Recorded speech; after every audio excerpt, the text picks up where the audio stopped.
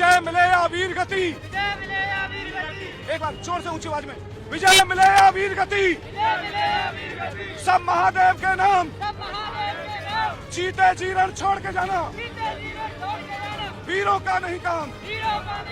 हर हर हर हर हर हर। यहाँ से कुंभ के क्षेत्र में जब आप चल रहे होते हैं तो बहुत सारे लोग आपको मिलते हैं जो बड़े महत्वपूर्ण कामों में लगे हुए हैं। और हमारा ध्यान खींचा फौजी ललित कुमार ने। फौज में रहे हैं, सूबेदार रहे हैं, वक्त से पहले रिटायरमेंट लिया और अब उनके मुताबिक वो लोगों को जागरूक करने में लगे हुए हैं। मैंने कहा कि आपने ये मुझे दिया, इससे क्या होगा? उन्होंने कहा कि आप इससे जागरूक बनेंगे और इसी तरीके से यहाँ जो लोग मुझको मिलते हैं उनके बीच में ये बांटकर मैं उनको जागरूक करने का काम कर रहा हूँ। और इसमें जो लिखा हुआ है महाकुंभ शंखनाद सनातन का, योगी हटा तो देश में बम फटा।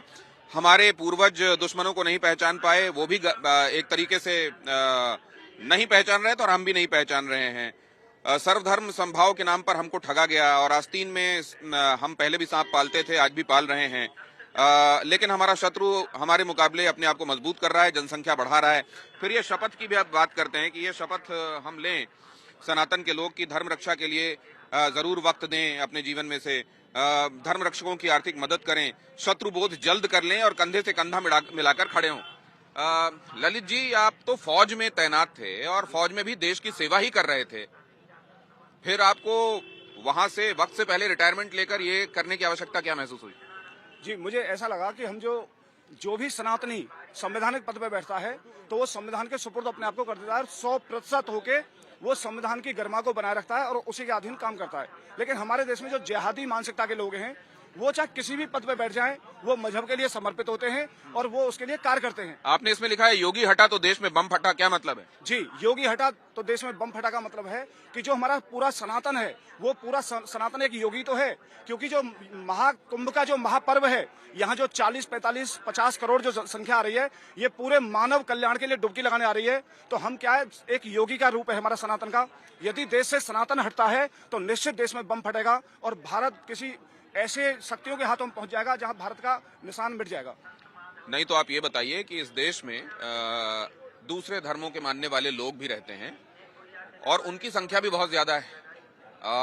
एक ही पर्टिकुलर अगर आप रिलीजन की बात कर लें तो 20 करोड़ से ज्यादा हैं। तो ऐसे में इस तरह की बात करना क्या ठीक रहेगा? हाँ, बिल्कुल ठीक रहेगा। इसलिए ठीक रहेगा कि शरीर में कैंसर हो जाए और उस कैंसर का समय से इलाज हो जाए तो निश्चित बॉडी बचेगी। बेशक हमारा एक छोटा सा पार्ट खराब हो सकता है। अगर हम ये सोचें कि कैंसर को ऐसे ही चलने दो, दवा गोली कर लो, इसका छोटा मोटा इलाज कर लो, तो पूरा शरीर खराब हो जाएगा। क्योंकि इनकी जो बढ़ती हुई जनसंख्या है वो आगाज है इस बात का कि भारत बहुत जल्द उन शक्तियों के हाथों में पहुंचेगा जहां भारत अपनी संस्कृति को खो देगा। क्योंकि अपने नजदीक जो बांग्लादेश, अफगानिस्तान, पाकिस्तान है, जब इन जिहादियों की वहां संख्या बढ़ी तो निश्चित जो हमारे सनातन की पहचान थी वहां से मिट गई। अभी जल्दी में बांग्लादेश का जो तख्ता पलट हुआ है, वहां जो हमारे हिंदू भाइयों के साथ जो हुआ है। तो आपको ये लगता है कि क्या ये जिसको कहते हैं कि हिंदुओं के पुनर्जागरण का काल है, क्या हिंदू जाग रहे हैं, वो समझ रहे हैं, वो जो आप कह रहे थे शत्रु नहीं पहचानते, करना क्या है ये नहीं जानते, क्या वो बोध हो रहा है? अभी हिंदू जग नहीं रहा है। जब दीपक बुझता है तो दीपक बुझने से पहले फड़फड़ाता है। तो आपको जो जागृति दिख रही है, ये जागृति नहीं है, ये दीपक के बुझने से पहले की फड़फड़ाहट है। क्योंकि हमारे सनातन को पहले भी शत्रु का पता नहीं था और आज भी शत्रु का पता नहीं है। महाकुंभ पे जो 45-50 करोड़ जो एकत्रित हो रहे हैं, ये निश्चित हिरण के रूप में है। क्योंकि हमारे सनातन की जो परिभाषा है वो हिरण से होती है। हिरण भी शाकाहारी होता है, पूरा शुद्ध एक बिल्कुल शांत प्रिय जीव है। ऐसे हमारा सनातन भी शाकाहारी है और मानव कल्याण के लिए कार्य करता है। तो जैसे हिरण अपने आप को प्रोटीन सुधा करता है और अपने आप को मोटा करता है शत्रु के लिए, शेर के लिए, उसी प्रकार जो हम सनातनी हैं अपने आप को मजबूत कर रहे हैं, अपनी बहन बेटियों को पाल पोस के बड़ा कर रहे हैं, बड़ी बड़ी संपत्ति इकट्ठी कर रहे हैं उस शत्रु के लिए जो शत्रु बहुत निकट समय में हमारी उस संपत्ति पर अधिकार कर लेगा। नहीं, लेकिन हमारा संविधान तो ये कहता है ना कि सबको मिलजुल कर रहना चाहिए, संभाव के साथ रहना चाहिए। तो क्या ये संविधान से अलग बातें आप कर रहे हैं? ये संविधान जो कहता है, ये संविधान तब तक कहता है जब तक आपके हाथ में संविधान है, जब तक आपके हाथ में लोकतंत्र है। जिस दिन लोकतंत्र उसके हाथ में पहुंच जाएगा, संविधान नहीं रहेगा, संविधान साइड में हो जाएगा। क्योंकि बांग्लादेश में जैसे ही तख्ता पलट हुआ तो स्वयं वहां की जो शेख हसीना थी अपनी जान बचा के भागी थी। तो यही हालत भारत में होगी यदि भारत समय रहते हुए नहीं जगा, यदि इन जिहादियों की जनसंख्या को नहीं रोका गया तो निश्चित लोकतंत्र उनके हाथ में पहुंचेगा। और आप जो ये बात कर रहे हैं, ये सारी बातें व्यर्थ हो जाएंगी उस समय, क्योंकि संविधान तब तक है जब तक आप और हम हैं। तो आप बहुत निराशावादी तो नहीं, आप कह रहे हैं दीपक बुझने के पहले फड़फड़ा रहा है। मुझे तो लगता है कि एक शुरुआत हो गई है, शुरुआत और ज्यादा अपने उन्वान पर पहुंचे उसकी आवश्यकता है, लेकिन शुरुआत तो निश्चित रूप से हुई है। यदि हम शुरुआत माने, शुरुआत हम उस दिन मानेंगे जिस दिन जो ये रील बनाने वाले हैं, जिस दिन रील बनाने वाले अपने शत्रु का नाम लेके बोलना शुरू कर देंगे और शत्रु की पहचान बताना शुरू कर देंगे, उस दिन मानेंगे हम जग चुके हैं। जैसे मैं 5 सवाल करूंगा और मेरे 5 सवालों से शत्रु की पहचान हो जाएगी। आपका जो दीपक, आपके सामने जो काई जमी हुई है, काई हटेगी। मैं 5 सवाल जल्दी से। मेरा पहला सवाल, हमारे देश में हिंदू, मुस्लिम, सिख, ईसाई, यहूदी, पारसी, बौद्धिस्ट और जैन, जो ये 8 प्रकार के फूलों का जो गुलदस्ता है, इस गुलदस्ते में एक फूल ऐसा है जो निरंतर अपनी जनसंख्या बढ़ा रहा है। तो मेरे इस प्रश्न का कोई जवाब दे कि वह कौन सा फूल है जो अपनी जनसंख्या बढ़ा रहा है। अगला सवाल। दूसरा सवाल, हमारे देश में कुछ लोग ऐसे रहते हैं जो भारत के हार जाने पर, पाकिस्तान के जीत जाने पर पाकिस्तान जिंदाबाद के नारे लगाते हैं, हमारे देश में रहते हैं, हमारा खा रहे हैं और हम ही को भगाने के सपने देख रहे हैं। तो जो इसका उत्तर निकलेगा वो भी पहला वाला ही निकलेगा। तीसरा, हमारे देश में कुछ लोग ऐसे रहते हैं जो भारत माता की जय नहीं बोलते, वंदे मातरम नहीं बोलते, जो हमारा राष्ट्रीय ध्वज तिरंगा है इसका सम्मान नहीं करते। तो जो इसका उत्तर निकलेगा ये भी वही निकलेगा जो पहले दो। चौथा सवाल, हमारे देश में कुछ लोग ऐसे रहते हैं जो गाय खाते हैं, गाय को हम अपनी माँ मानते हैं, वो जिद करके गाय खा रहे हैं। उन्हें पता है क्योंकि हिंदुओं की आस्था गाय के अंदर है, यदि गाय कटेगी तो हिंदू की आत्मा दुखेगी और जब किसी की आत्मा दुखती है तो वो लड़ने की हिम्मत नहीं जुटा पाता। तो जो इसका उत्तर निकलेगा ये भी पांचवा, हमारे देश में कुछ लोग ऐसे रहते हैं जो कहते हैं भारत तेरे टुकड़े होंगे इंशाअल्लाह इंशा, वो भारत को टुकड़ों में बांटना चाहते हैं।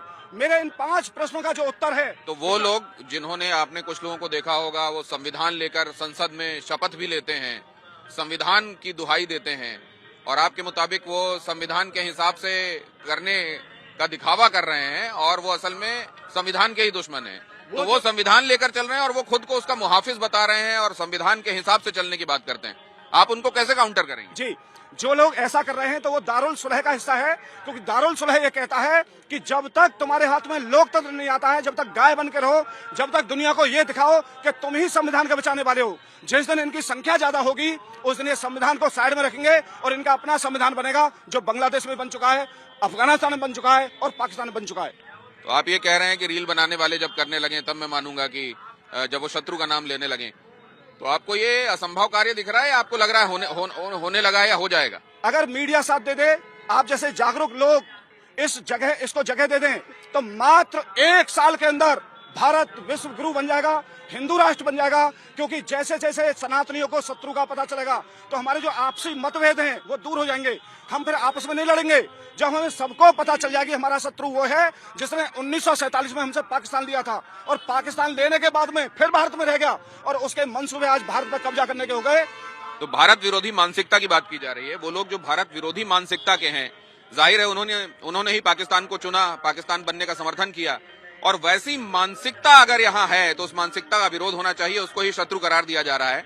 और ये कहा जा रहा है कि शत्रु का बोध अगर स्पष्ट हो गया तो आपस में लड़ना लोग छोड़ देंगे। धन्यवाद आपका और आपको शुभकामनाएं। अगर आप ले सकते हैं तो एक बार सभी लोग मेरे साथ बोलेंगे, जितने लोग खड़े हैं, विजय मिले या वीर गति, विजय मिले या वीर गति, एक बार जोर से ऊंची आवाज में, विजय मिले या वीर गति, विजय मिले या वीर गति, सब महादेव के नाम, सब महादेव के नाम, जीते जी रण छोड़ के जाना, जीते जी रण छोड़ के जाना, वीरों का नहीं काम, वीरों का नहीं काम, हर हर महादेव, हर हर महादेव, हर हर महादेव।